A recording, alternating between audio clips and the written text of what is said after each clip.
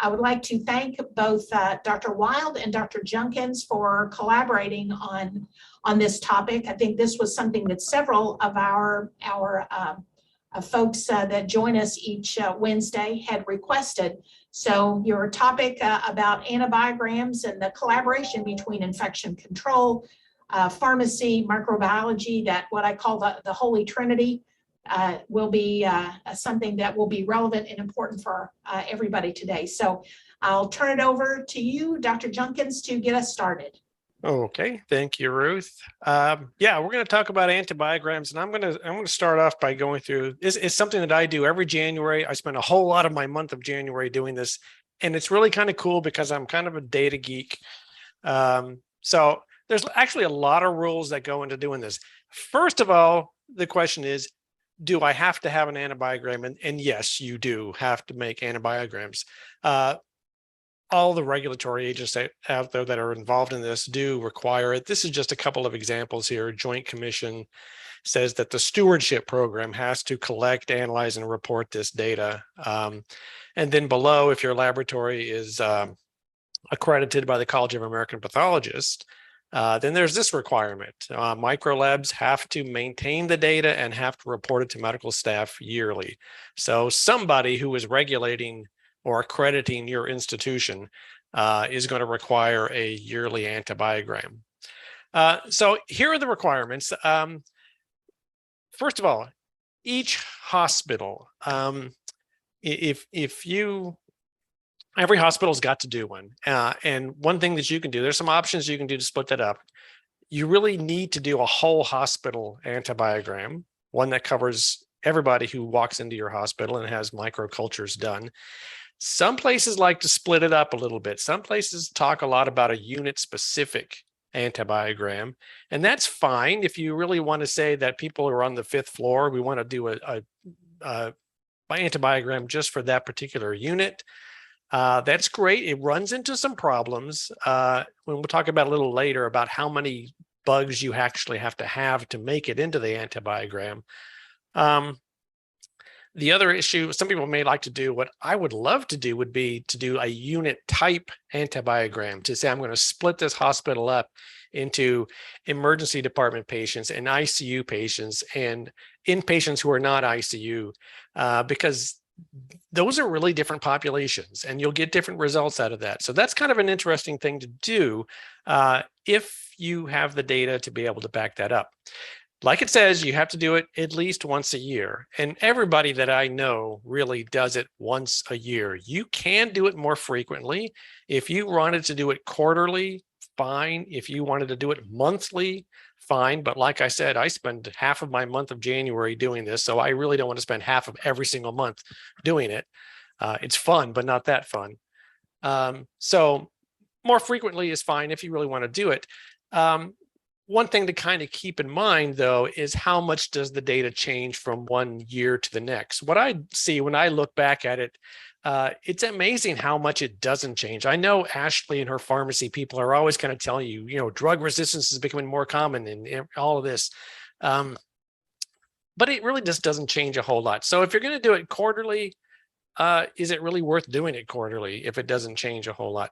Some places really can talk about doing rolling updates where what you say is I'm going to do it quarterly, but it's going to cover the last 12 months. So you're always covering a year space, but you're updating as it goes along. And then the other requirement, it has to be reported to the medical staff.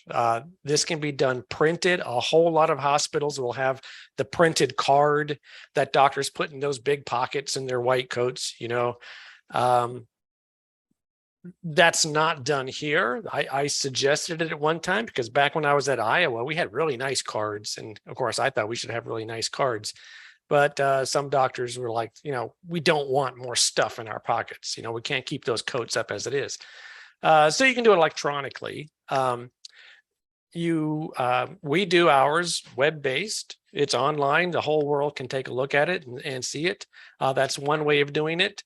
Another way these days would be to have like an app or something or some kind of electronic form that people can have on their cell phones so that they can access it pretty easily all the time. But you have to get it to the medical staff some way.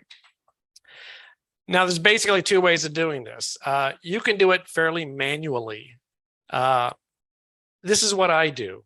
Okay, this is why I spent a lot of time in January doing it. I print out these reports like up here at the top, and then go through and put all that information into Excel. It's a very manual process. You can do it automated, somewhat automated. There's software out there. Some medical records, some health information systems can do an antibiogram. This here is from the website of WhoNet, which is software that's free. Everybody can download it and use it, and it's great for making antibiograms. It will interface with it won't interface. You'll have to download data from your susceptibility testing machine and load it into this database. And it's really nice. The problem with automation is it tends to be a lot of work up front to get it to work properly. If you can get that done and you can get it to behave properly with each other, then it's great. But I kind of like the manual side of things. Can you hear me? I'm completely frozen on this little thing there, but yeah, you can still hear me, huh? Okay, I'm frozen, Ashley's not. What's going on? Okay, so here are the rules on how to do it. They're all kind of come from this manual right here, the M39 document from CLSI, which says how we're supposed to go about doing this. And here are the rules to do. Which isolates do you need to include? Human specimens that are collected for diagnostic specimens. So we're not going to use surveillance cultures. If we do MRSA cultures or VRE cultures, those don't count because that's not a person with an infection, that's a person with colonization. So we're only looking for those causing infection. No environmental cultures. If we did some kind of project where we're swiping around surfaces to look for Acinetobacter or something, those bugs do not go in the antibiogram. And no non-human critters. Now you may think, okay, we're not a veterinary lab, but something sneaks through every now and then. Just last week, we had an abdominal specimen. I don't think I'm breaking HIPAA rules here, but from a female who had the unfortunate last name of Gorilla. And it took us a while to figure out that she actually was a gorilla. So her E. coli should not go into the antibiogram. Not that it's going to make a whole lot of difference. Obviously, you have to do susceptibility. If it's bugs that you don't do susceptibility testing on, then you don't include them. And you really wanted to do on species that you do susceptibility testing routinely. I'll give you an example. This is a yeast, but still it's the same kind of thing. Candida albicans. We don't do susceptibility testing routinely on Candida albicans. But if a doctor calls and requests it, then we'll do it. The problem with that is that the bugs that we do the susceptibility testing on are not representative of the total. They're biased to those that are maybe more sick patients or patients who have been treated and haven't gotten over it. So that data would be skewed. So we can't include that in the antibiogram. And here's a big rule. First isolate of a given species per patient, per analysis period. If you do it calendar year, for example, only one that year from that patient. I don't care where it comes from, whether one of them has an ESBL and one of them doesn't, or if they look different on the plates or whatever, only one isolate of a species. For example, here's a patient here. And here's her micro history. So she had a Kleb pneumo from a bronch in February. That goes on the antibiogram. But then she has a Kleb pneumo from a blood. I'm sorry, you've already had one Kleb pneumo this year. You can't have a second one. So that doesn't go in. The Kleb pneumo from sputum doesn't go in. But that same specimen, that same sputum specimen gave us a Staph aureus. The Staph aureus can be included. Then you get down here. Well, the reason is, remember that the point of the antibiogram is to give you information on choosing empiric therapy. But if you look at these right here, this Kleb pneumo from her sputum, we're going to say, well, we already know what her Kleb pneumo is resistant to. So we're not going to be choosing empiric therapy based upon what everybody else's Kleb pneumo looks like. Same thing down here, this Staph aureus from this wound. we're going to kind of look back at this Staph aureus as the best evidence. It may not be the exact same strain, but it's the best evidence as far as what that's going to be susceptible to. Now, the weird part comes down to here. We do this antibiogram every calendar year. So this Staph aureus on New Year's Eve, that does not go in because she's already had a Staph aureus. But this Staph aureus, also from the blood 2 days later, that does get in the antibiogram. And the reason for this is, keep in mind, it's looking for empiric therapy. So you really want your first experience with that bug during that year. That's the one that goes in. People can complain, people can say, well, maybe we should take the most resistant one. Well, that's not what we're interested in. We're interested in the first one. Later on, you'll be using the patient's previous isolates to kind of choose what best to treat with. Some other rules here. Which antibiotics are you going to include? Only those you routinely test, even if you don't report them. So for example, we have some e-tests that we only report on request. Let's say, not an e-test, but let's say colistin, for example. We don't routinely test colistin, but sometimes there's a bug that's very resistant and we'll do colistin. So I can't include colistin on the antibiogram because I'm only testing it on a subset of bugs. I've got to be testing it on all isolates of that species. And then another rule here, this is looking for empiric therapy. So you don't want to put a bug in your antibiogram that's going to encourage physicians to use it for empiric therapy if you don't want them to. This is going to be whatever your antimicrobial stewardship group says here. So I'll give you some examples here. Here are our rules. Cefazolin, we always report cefazolin on an enteric. Okay, so I can look at the data there and say, of all the isolates, 80% of them are susceptible, and of all the reported isolates, or isolates where where cefazolin is reported, 80% are susceptible. But ceftriaxone, we only report if the cefazolin is non-susceptible. So I might have a situation like this where 92% of all isolates are susceptible, but only 50% of those where I actually report ceftriaxone, because I'm only reporting ceftriaxone if they're already cefazolin resistant. So I'm biased there. I'm not looking the right subset, right? So I'm not going to report that number. I'm going to report this number. Then we get down here, ceftaz avibactam. Our rules may be we're only going to report that if it's a CRE. We really don't want doctors just deciding, oh, look, I think you have an E. coli urinary tract infection. I'm going to give you ceftaz avibactam. It's not appropriate to use that for empiric therapy. So we're not going to report that at all.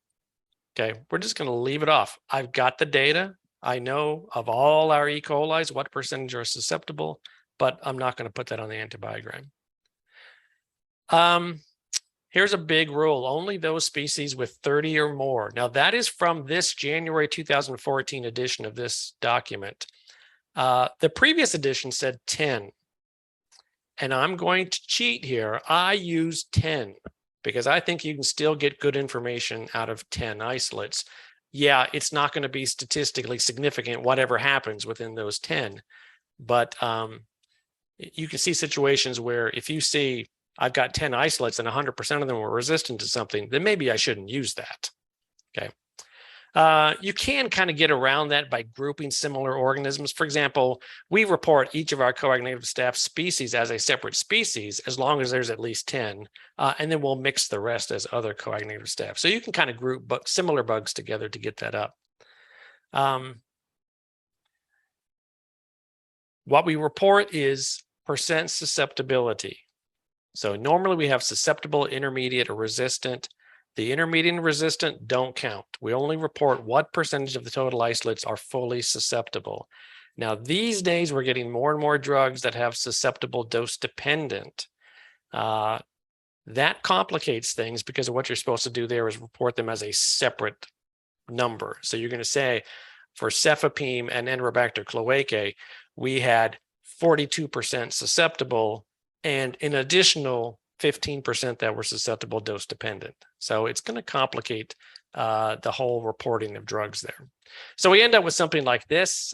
This is an example of our current antibiogram for Norton Hospital. And you can see we put the number tested here, the number that are included in it. And I've got several here that are under 30, including this guy right here has only got 10 isolates. But that's what we do. And we kind of group these according to the type of class or what they're used for. And that's how we go about getting this information. Like I said, for us, it's a very manual process because I need to massage the data a little bit. I don't trust the machines to really give us the good data there. So once we get to this point, we publish this, it's online, and then I turn this over to Ashley to figure out what to do with this data. So Ashley, I'm going to let you take over, I think. Perfect. It looks like it'll let me override it. Okay. Can everybody see my slide then? Just make sure the tech made the switch. Yes. Okay, perfect. So thank you for the introduction on how to make an antibiogram. Literally, he spends all these hours, days, weeks putting it together, all for that piece of paper, and then I take it and I run with it. So my part as the infectious diseases pharmacist, I'm going to talk about how we use our antibiograms. And just as a brief outline, we're going to spend most of our time talking about how we use these antibiograms in empiric antibiotic regimen selection. And I'm going to talk briefly about some other advanced antibiograms and how we might use those, and then briefly talk about epidemiology and education. So like I said, we're going to talk primarily about how we use these antibiograms in empiric antibiotic regimen selection. So really briefly, we need to use different antibiotics empirically for different indications based off of their source. This is because different bugs cause different infections. So the same bacteria that cause skin infections may not be the same bacteria that cause urinary tract infections. And we also have differences in the way antibiotics move throughout the body. So there's some previous recordings to explain, pharmacokinetics and pharmacodynamics, but there's differences in which antibiotics we can use for these infections. And because of those differences, we have to select different antibiotic regimens empirically when patients come in with different sources of infections. And you might be thinking, well, aren't there like guidelines that tell us which antibiotics to use empirically? The IDSA, the Infectious Diseases Society of America, publishes recommendations on empiric antibiotic selections. But this actually doesn't give us a lot of great guidance. In fact, if you pull up the intra-abdominal infection guidelines from the IDSA, simply for community-acquired infections in adults, there are 19 different empiric antibiotic regimens that they recommend. So if you read the guidelines, you have 19 different regimens to choose from. And how do you go about deciding which one's the best? Which one's the right one for my patient? And that actually can be really challenging to navigate, especially when you just want to know, like, what do I start them on before I have any additional information? Well, what we can do when we select those for our institutions is we have to know what are our common pathogens at our organization. Because one of the most common questions I get is, can this bacteria cause this infection? And in the world of infectious diseases, we rarely talk in absolutes. We never say this can never cause this infection, because literally any bacteria can basically cause any infection, but you just have to know how common it is. So what are the most common pathogens for those infections that you see at your organization? And having that institution antibiogram can be really critical because they both tell us the frequency of the bacteria that we encounter. So if you remember, you saw Alan's example, it tells you how many organisms we saw each year, and also tells us the resistance patterns so that we can really hone in on, of those 19 antibiotics, for example, or antibiotic regimens, which one would be the most appropriate for the patients that we see at our institution based off of those resistance. So I'm going to walk through an example of how we go about doing this and what I think about when we're looking at those antibiograms. And I'm going to walk through an example of a urinary tract infection. Because I said any bacteria can cause any infection, it's important to first understand, well, what are the bacteria that cause urinary tract infections? And at our organization, like every other organization across the country, the most common bacteria that cause urinary tract infections, 1, 2, and 3, it's all E. coli. E. coli, above and beyond the most common pathogen for urinary tract infections. So let's take a look and see what this looks like on our antibiogram. And I'm going to use Norton Hospital since that's the one Alan used for his presentation. And so we pull out this lovely antibiogram. And the first thing we do is we get out our ruler. right? Because we have to figure out, okay, for E. coli, what does our numbers look like? And so at first you angle it this way, then you angle it this way, and then you get it in the right row. And sure enough, you can see this information here. Whereas E. coli for the 2021, we had 965 isolates. So a really good representation of what our susceptibilities look like for E. coli. And I'm not going to talk about this in this tiny format here, but rather I took the same information, pulled out select antibiotics and put it into this table here. So what you see in this orange table is essentially the same information in our antibiogram, just listed in a little bit bigger font. So these are some of our common antibiotics. This is not even inclusive of all the antibiotics that are on our antibiogram. And there's even more antibiotics available out there. As Alan mentioned, we don't necessarily report every single antibiotic on our antibiogram. So this is just actually a relatively small snapshot of all the different antibiotics. So I like to go through this exercise with all of my learners to say, okay, of these, if you have somebody who's admitted to the hospital with a urinary tract infection, which antibiotic would you pick and why? And instinctively, if you have somebody who's sick, who is requiring hospitalization, you want to go towards the biggest number because bigger is always better. You have the highest likelihood that that's going to be active, near 100% if we were to use meropenem. And I'm actually headed to Texas this weekend for a wedding, and they have a saying that everything is bigger and better in Texas. So following that logic, everything in infectious diseases, the bigger the better. And that's actually not necessarily the case. And the reason being is meropenem does have excellent activity against E. coli, but it's one of our broadest spectrum antibiotics. It treats a whole lot of other bacteria as well that we do not need activity against. And so if we know it's something like E. coli or urinary tract infections, we can be a little bit more narrow spectrum and not necessarily expose patients to really broad spectrum antibiotics. Also, in the world of antimicrobial stewardship, meropenem, being a carbapenem antibiotic, is actually one of our last line antibiotics, meaning it will be active against other isolates that are resistant to other antibiotics. And if we start using meropenem first line in everybody who comes through with a suspected urinary tract infection, this number will go down very quickly. And then it begs the question, well, what do you do if the organism is meropenem resistant? And preserving and protecting things like carbapenems is a big part of what we do in antimicrobial stewardship. So we need to use these antibiotics judiciously and not just use them first line just because it's the highest number. Now, you might be thinking, okay, Ashley said we have to go narrow spectrum. As I mentioned before, not everything that is bigger is necessarily better. And I thought I would just put this out because I said I was headed to Texas. So, but moving on from that, if you go to ampicillin, ampicillin is very narrow spectrum. However, with ampicillin, you only have a 50-50 chance roughly that it's going to be active. So in somebody who's hospitalized for an infection, is that the necessarily risk threshold that you're willing to take as far as enough activity to get them feeling better, to prevent complications, to make sure that we're giving something that's going to help treat their infection? So in general, something like ampicillin, it's only 47% susceptible. Most people would say that's not enough empiric activity. So where does that leave us? Honestly, it leaves us with this Goldilocks dilemma, where ampicillin is too little, meropenem is too much. So where in between that is just right? What is the number that we are looking for? And honestly, this is really tough because other considerations like how severely ill they are should be part of the thought process. What infection are we trying to treat? If we do not get empiric activity in by the time we get susceptibility reports back, what are the consequences? For something like an uncomplicated urinary tract infection, going a few days without adequate therapy might make the patient uncomfortable. They'll still be complaining about dysuria.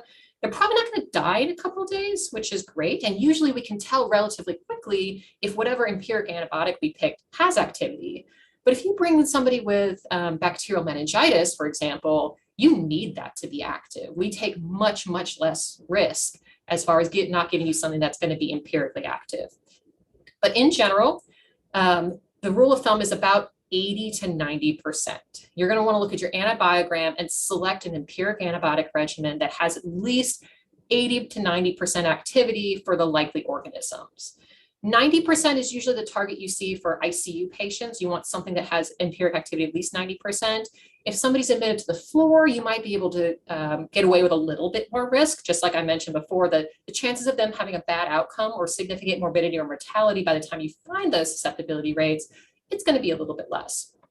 Now, that's why you often see ceftriaxone here in the middle as an empiric antibiotic for urinary tract infections, because it has a little bit of that Goldilocks like sweet spot where it's not too much, where it's one of our last line antibiotics, but we're not leaving so much to chance like we are with ampicillin. But you also notice that ciprofloxacin at Norton Healthcare, like most organizations, fails to meet that 80% threshold now. And a lot of people in the world of antimicrobial stewardship argue that a lot of times for gram-negative infections, quinolones don't necessarily have a good place in the hospital because of the resistance issues.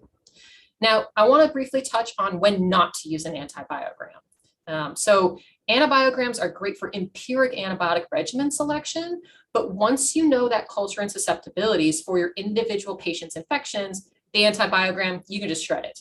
And then you'll have to print off another copy. But once you do know the susceptibilities, you shouldn't refer back to the antibiogram for input. So once you know that this E. coli is nice and susceptible, you can use ampicillin and give them that really narrow spectrum therapy. Another time you should not use an antibiogram is when a patient has a history, and a recent history, of some drug-resistant bacteria. So that empiric antibiogram just tells you what's going around in your community, right? It doesn't tell you what's going on with an individual patient.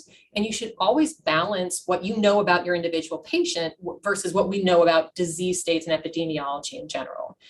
So if you know that this person has a recent culture that shows something that is, let's say, ceftriaxone resistant, if they were coming in for a suspected urinary tract infection, that would not make a good empiric choice. And in general, especially when it comes to gram-negative resistance, our window to call something a recent history, therefore likely to be predictive of a resistant infection this time, is about the last 90 days. So you have to take into account some patient information, even empirically, when you're selecting an antibiotic, but certainly once you know what's making them sick, you can target it on your therapies here. That's talking about definitive therapy. Now, when it comes to selection of empiric antibiotics, as well as what do you pick once you know, I can talk for a really, really long time about all the nuances between, all of these antibiotics. There's differences as far as how they work, what their toxicities are, if they're available orally, intravenously, what else can they do? Like, what else do we need to be thinking about? I'm not going to talk about that today because we're here to talk about antibiograms, but I will be coming back to some of these concepts in one of my later presentations about antimicrobial stewardship. So briefly, I want to touch on a couple of other sort of fancy antibiograms. Alan alluded to the fact that we can do like disease state antibiograms or unit-specific antibiograms as well. For disease state antibiograms, you might take that data you have and divide it by the source of those cultures. So if you have an antibiogram for just urinary isolates, that might help you give a really good picture about what are we going to need for our empiric regimen selection for urinary tract infections. So I mentioned before that E. coli is the most common cause of UTIs. And so honing in on E. coli is really great for empiric antibiotic selection. But some of those E. colis came from other sources than just urinary tract infections. And even within the same bacteria, you will see different susceptibility patterns based off of the source. It's more common that respiratory isolates tend to be more drug resistant, whereas bacteremia cultures are not. So knowing the antibiogram by source might help you create even better empiric antibiotic recommendations. As I mentioned before, the unit-specific antibiograms can also be done. It'll help you answer that question, well, what's spreading around the unit? And for all my IP folks out there, the answer is nothing. Nothing is spreading around our units. But attribution of where somebody got their bacterial infection from can be difficult, because if you admit somebody to the ICU, but their infection was community onset, that bacteria isn't a reflection of what's in our community.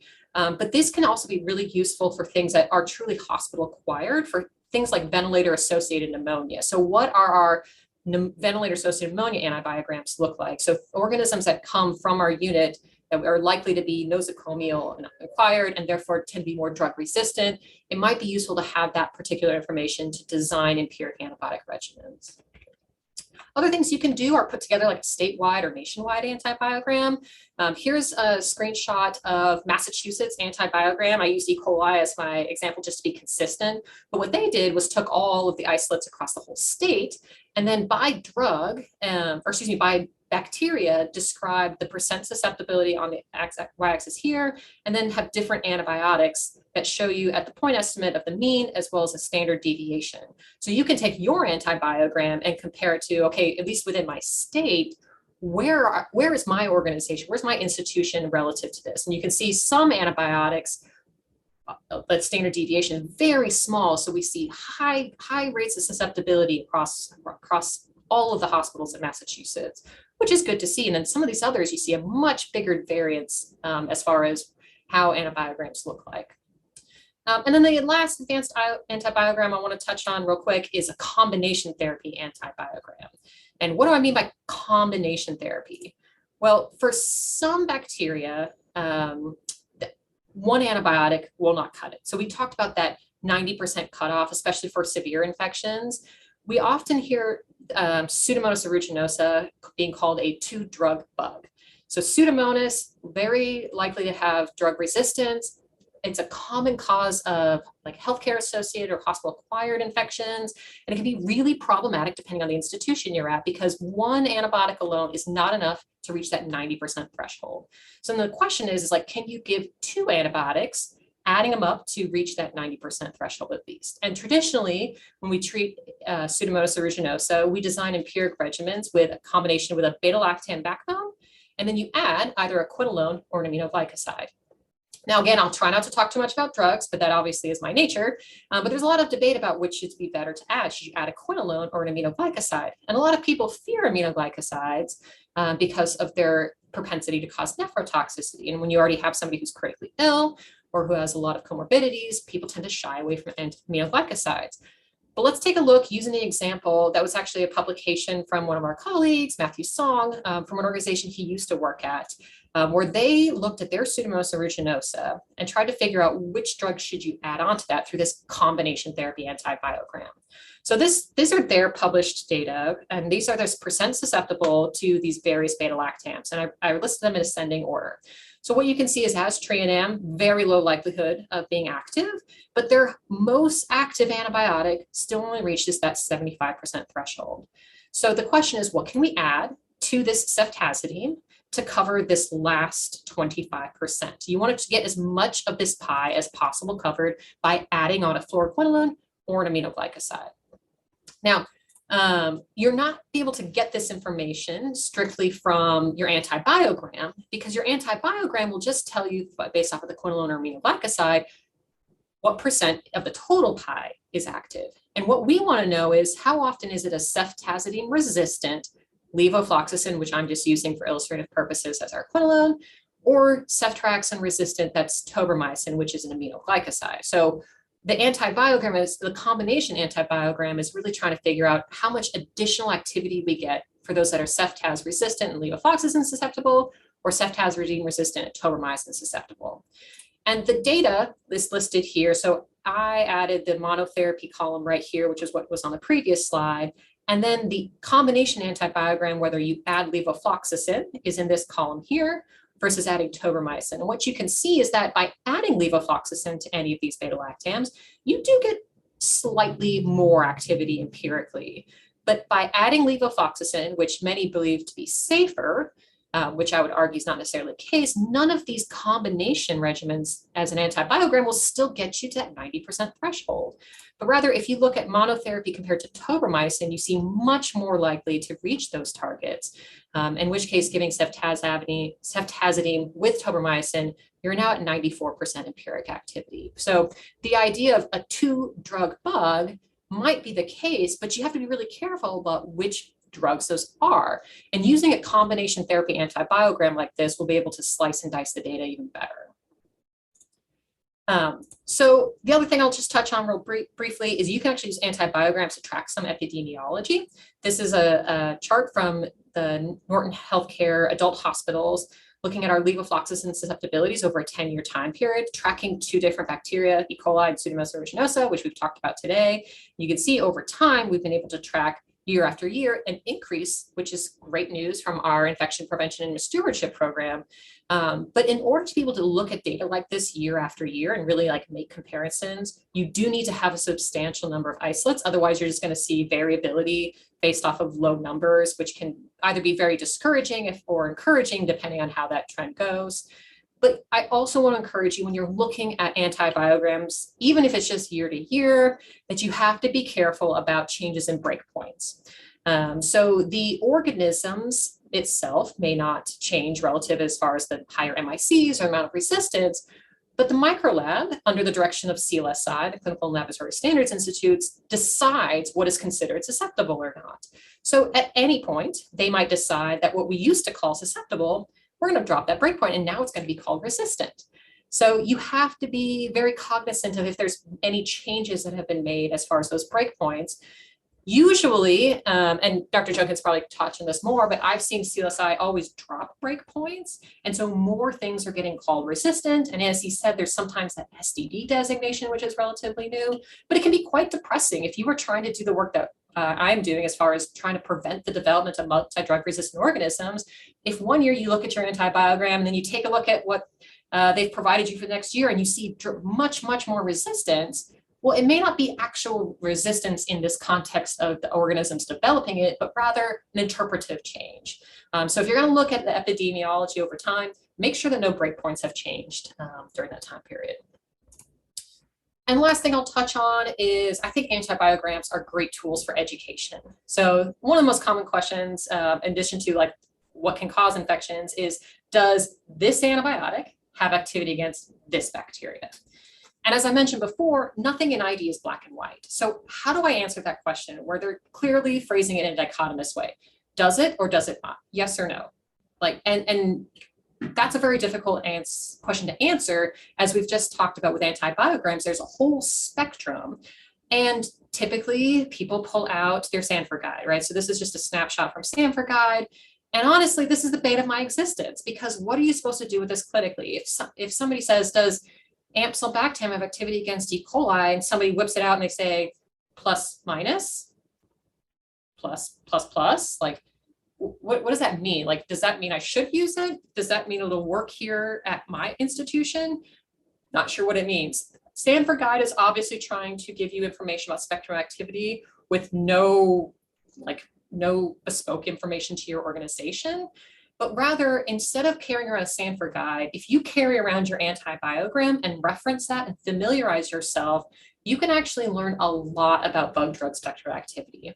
It'll help you learn things like, wow, it looks like S-treonam does not have any activity against any gram-positive bugs. And that's a good way for learners who are struggling with all these different bacteria names, and all these different antibiotics, to familiarize yourself with, in general, what's really good and what's not so good. And that will help you critique when you get asked the question, okay, of these 19 different empiric antibiotic regimens that we have options for intra-abdominal infections, which one would you like to choose for your patient? So that way you can really understand, well, you know, cefazolin only has 60% activity. That doesn't seem like a great option empirically. And that's the exercise that I like to go through when we look at our antibiograms, looking at the evidence-based guidelines and bringing those two together. But I do recommend everybody keep a copy of their antibiogram. Even if you can't get it printed off on a nice little card, like Dr. Junkins mentioned, you can at least print it off on paper and keep that with you so that you can reference it and just familiarize yourself wherever you may go. So with that, if you guys have any questions about antibiograms or how to interpret them, you know, we have our statewide antimicrobial stewardship program called CASIC that we are getting ready to launch. You can email me if you have any questions about this. And I will just end by saying, if you guys are lucky to have microbiology departments like we do, and you really love the people that you work with, make sure you pay attention to Medical Laboratory Professionals Week. Happens each year, typically in April. Next year will be April 23rd, 29th. So make sure you show your microlab people some love, because the work that they do to put together what looks like a very simple document that we in turn turn towards guiding a lot of our empiric recommendations is a lot of work behind the scenes, but it means a lot. So with that, if you guys have any questions, we'll be happy to answer. Thank you, Ashley. That was great to show the love. That was nice. Dr. Mears, I know you always have a few, Alan, you always have a few questions. How about if I turn it over to you? Do we have any questions in the None yet in the chat. I think that it was again this excellent information for everybody. Now, Ashley, it was presenting some special forms of the antibiogram. There's almost like a wish list that she has. She has and I wonder, because I'm sure internally she's asking Dr. Junkins when we are going to get this type of antibiogram. Yeah, but really, no, looking at these special forms of antibiogram people discuss, the antibiogram that we are, one consideration, again, as this special form of antibiogram is what happened with bacteria from the community versus bacteria in the hospital. Ashley mentioned that a hospital-acquired infection, an E. coli hospital-acquired infection may be different, maybe very different from a community-acquired hospital-acquired infection. In this consideration of breaking the antibiogram, Alan, what do you think is going to be easier for microbiology? To break the antibiogram by disease state, meaning that these are bacteria that cause pneumonia, these are bacteria that cause UTI, or break the antibiogram by this is the intensive care, this is the work, or breaking in community acquired and hospital acquired infection? What would be? Yeah, well, those tend to have similar overlaps. Whatever you're going to do, you have to have the computer system be able to support it. So when we look at saying, I would like to do an antibiogram that's ICU versus non-ICU versus emergency department. But the problem is my machine, the microscan instrument that we get the data from, it knows where the patient was at the time the susceptibility was reported. It does not know where it was collected. So that kind of screws everything up. If I could do it by disease presentation, the ideal antibiogram to me would be able to say, here's an antibiogram for community-acquired pneumonia. Here's an antibiogram for hospital-acquired pneumonia. Here's an antibiogram for community-acquired urinary tract infection. That would be great, but somehow I've got to get somebody to place every single specimen in one of those categories, and then have this machine that does not keep track of that data somehow get that worked in there. So somebody at Epic could figure out how to do that, but you also have to look at not only can you do it, but what is the quality of that data going to be? Is it going to be accurate to high enough extent that the data is going to be very useful for you? So there's all kinds of cool things we could do. The straight antibiogram where we list the species and then all the drugs, to be honest with you, I've always thought that's just kind of fraudulent, because you don't walk into a doctor's office and the doctor looks at you and says, I think you've got Citrobacter freundii. They'll say, you've got a UTI. So I would much rather have an antibiogram that said, UTI, here are the drugs that work. That would be the way to do it.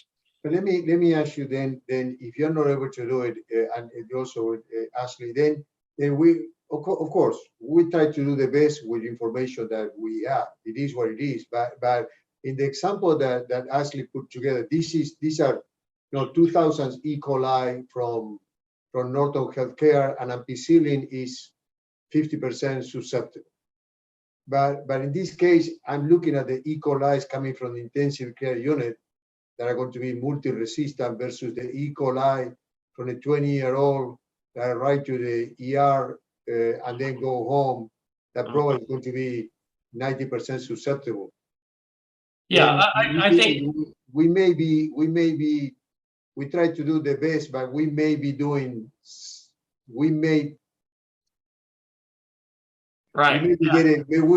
it wrong sometimes. Yeah, you'll get it wrong quite a bit. The thing that we could do there, we could say, I'm going to look at emergency department versus inpatient, and just look at those people that were in the emergency department. Now, the thing about that is, since our machine if somebody comes into the emergency department, specimens collected in the ED, and then they get admitted, our machine is going to think they're admitted. They won't know that it was in the ED. But if they come to the ED and are sent home, then it'll say this was an ED patient.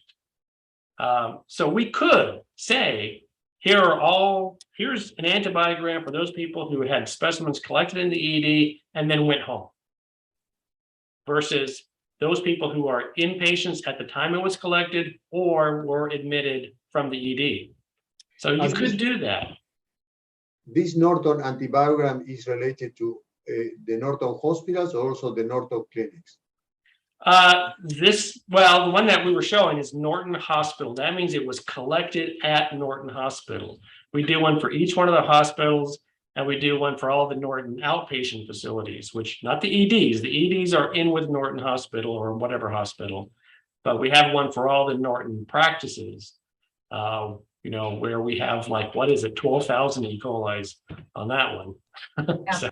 And I'll tell you that I glance at both. So, that difference between what am I seeing in my hospital versus what's in the community, that's really good to have those side by side to compare, to say, of those E. coli, what are we seeing changes in our community, which are primary care offices and things like that, where urine cultures are likely to be collected, versus what we're seeing in the hospital. And, Dr. Junkins is very generous with sharing his data. So when we've put together pneumonia guidelines or urinary tract infection guidelines, he will give us all of the urines, and he's like, have at it. If you want to play around with the information, here's the data. So we've done some of that, where instead of saying just what's the E. coli from the urine or building a urine antibiogram, weighting it to say, okay, well, E. coli is the most common, then followed by Proteus or pneumo and Proteus, and then weight it so that we can overall say, well, which antibiotic of the different bacteria that we see in the urines in our hospitals, which antibiotic is likely to give us the most activity. And we've been able to somewhat fine tune our treatment protocols related to this as well. So for example, we have a lot of work that we're doing around blood cultures, and when we started to have our Varigene, and so now when the microlab says, hey, it is Kleb pneumo, well, in the blood, you have a bacteremic patient, which tends to be not necessarily, but usually a little bit higher stakes. If somebody's bacteremic, the chances of them having a bad outcome are a little bit higher. So we want to make sure we really know of the Kleb pneumo that we are seeing from our patients who are bacteremic, what are those susceptibilities look like? And so we've taken a look at some things over time and made adjustments as things go. But, as we've already alluded to, attribution is really difficult, even for things like BALs, because if somebody gets intubated in our ED, did they get contaminated in their airway with a healthcare associated pathogen in the ED? Or did they pick up something when they went to radiology, when they had their MRI done? Did they get something from the nurse in the unit? Where is that contamination point? Or is it somebody who came in with a vent from an LTAC and they were already colonized with that? So does that considered an outpatient? From the most part, this gives us some good information when we need some of that representative sampling. But for the most part, if you have people who do the work like we do with antimicrobial stewardship, we look at so many cultures across so many patients, and we tend to know when we're having problems with empiric antibiotics being too broad or not active enough. Because one of the advantages that I think antimicrobial stewardship programs have over any specialty from a physician is that a physician sees the patients on their list, but we are covering dozens and dozens of patients every day. So we get that both big picture perspective, but it's a little bit more intuitive than just an antibiogram. So having that middle ground between what we're seeing clinically versus what the data shows from the microbiology lab really makes for some good insights. And it really helps us understand how the best way to analyze our data as well. Could I ask one question, I think, to where we have people that work in long-term care facilities and they don't have an in-house micro lab. So do you have any, and I know we don't, we only have a couple of minutes left, but do you have some thoughts about what someone working in a facility where they don't have a micro lab, how should they begin to approach gathering information to provide back to their clinicians? It depends on the volume that they have. If you're talking about a single facility that gets, a couple cultures a week or something, then it might be something that they just need to do manually. Now, the microlab they send to might be able to help out. They should be able to provide a printout or an Excel sheet or something with your data on it. We can do that here if we know the unit that we're talking about. So if a certain nursing home sends us stuff, if I know that this is their code for that one unit, then we can do that. Obviously, I don't want to say I'll be happy to do it, because if there's 100 different places that all want to do it, then that's just not going to work. But there is a starting point. There is a starting point for them, and so doing that, and that may be something. Then if they don't have a micro lab in their facility, working with wherever they send their specimen, and even they may be able to get some support from their local public health, either their regional epi or their public health department, to figure out a way to recognize this, especially with dealing with the number of the MDROs, and then realizing they may transfer patients from that long-term care facility then to another setting, but getting that responsibility as part of the infection control program. I think you've both demonstrated how important that is. Yeah, because things can be very different depending on individual patients versus a whole group, and that's what makes it so hard. And that's and not to disparage that IDSA guideline that I mentioned, but the part of the reason that they have so many empiric antibiotic regimens is that if you start reading the text, they're like, you need to look at local risk factors and your local epidemiology, and then make a decision based off of that. So it used to be very prescriptive, like you have to do one of these really broad spectrum antibiotics. But now that some organizations don't have as much multi-drug resistance, then maybe you don't have to go big or go home. But on the flip side, if you don't know, and you're not starting empiric antibiotics correctly, especially those organizations that have such a long turnaround time before you can get the results, that can be really catastrophic for patients with severe infections or who are at high risk for mortality. So having at least some general sense of what are the organisms that you see at your facility, and then that idea of, even if you don't have every antibiotic on an antibiogram, but understanding relatively what are your rates of ESBLs or MRSA, those types of things that are really pivot points for selecting antibiotic regimens, because you don't want to be too narrow if that's not appropriate for your facility. And I'll tell you, like our antibiogram, I'm very familiar with our data, but one of the things that's, as infectious diseases nerds talk about in our conferences, is talking about what we see in our antibiograms. And what I think is totally normal here can be very different from even other organizations within the state or within the country, and definitely worldwide. So that idea of like what's normal can be very, very different. So I don't want you to look at our antibiogram and think like, oh, we're in Kentucky, it's all about the same, because some things can be really, truly localized. It's been a great discussion. So, Damaris, do you want to close us out for today? Yes, I think that this is also, I know that probably Dr. Wilde, Dr. Junkins have one more hour to talk about antibiogram of different consideration. But again, the point that we are bringing here is that these are all little pieces of a big puzzle that we think that this is why it's important to have a discussion just on the antibiogram, and also with the idea that whatever we do in medicine, as Ashley mentioned, nothing is right or wrong, but there's always room for improvement. Even with the antibiogram and Norton healthcare, there's always something that we can do better in every aspect. But I think that these discussions are excellent, and it's going to be, I don't think that someone is going to say, okay, now I know about antibiogram, how to select antibiotics. It's going to be keep discussing and keep attending our ground rounds and keep learning. And to me, it's always good that in any one of these presentations, there's always something that we learn. Then we want to thank these two stars that we have here at Norton Healthcare for presenting for this great combined ground rounds. And for the rest of the group, remember that anything that you want us to present, just send us the information to Ruth, and we'll be sure that we discuss this. Very good. And our boot camp is next week.